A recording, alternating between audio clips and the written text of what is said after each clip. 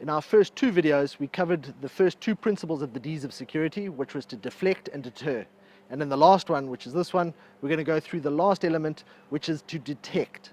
Now this basically comes down to electronic security, where we detect a break-in so we can report it either to yourself in the house or to a central security station.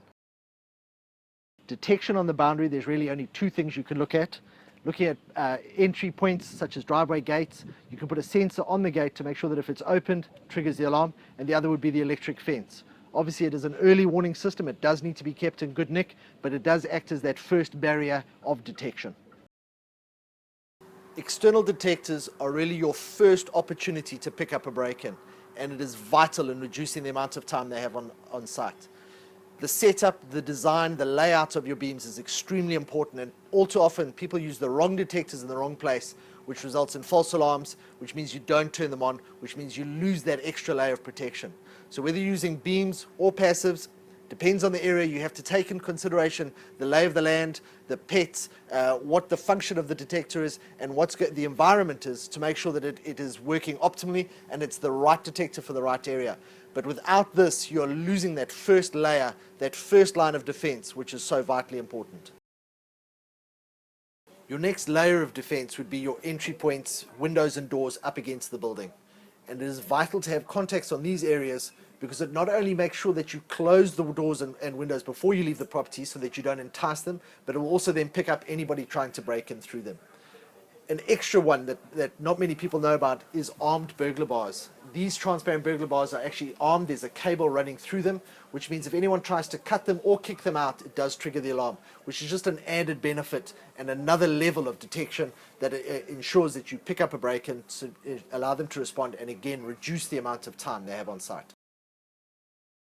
Internal passives are your last opportunity to detect a break-in. And so that's why it's important to ensure that you have detection in areas that are going to be visited during a break-in.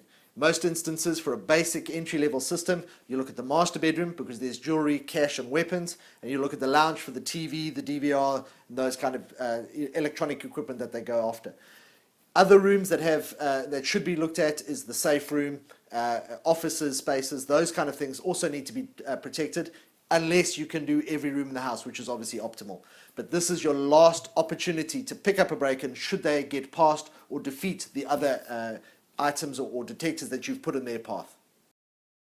This last area of the 3Ds of security is really about layers, making sure that you have multiple opportunities to pick up a break-in and ensure that that is then communicated to a control center so that they can send somebody down. Making sure that you have those multiple layers ensures that you have a second bite at the apple if they do get past your first or second or third layer. So it's vital that you have that multi-stage to ensure that you get that detection. Using that in conjunction with the other 2Ds of security, with the deflect and to deter, means that you have a holistic approach to your security system and your security outlook, and that is what will give you that overall picture, the overall system or design that will ensure that you have the best possible options for you and your family or your business. That is the last video of these three, and I hope you've enjoyed it. I hope you found them informative. Please go to our YouTube channel where we'll be putting up a lot more videos like this. We'll be discussing various points. And again, if you've got any information, you can contact us on our website. So yeah, we really appreciate it, and we've really enjoyed doing these videos for you.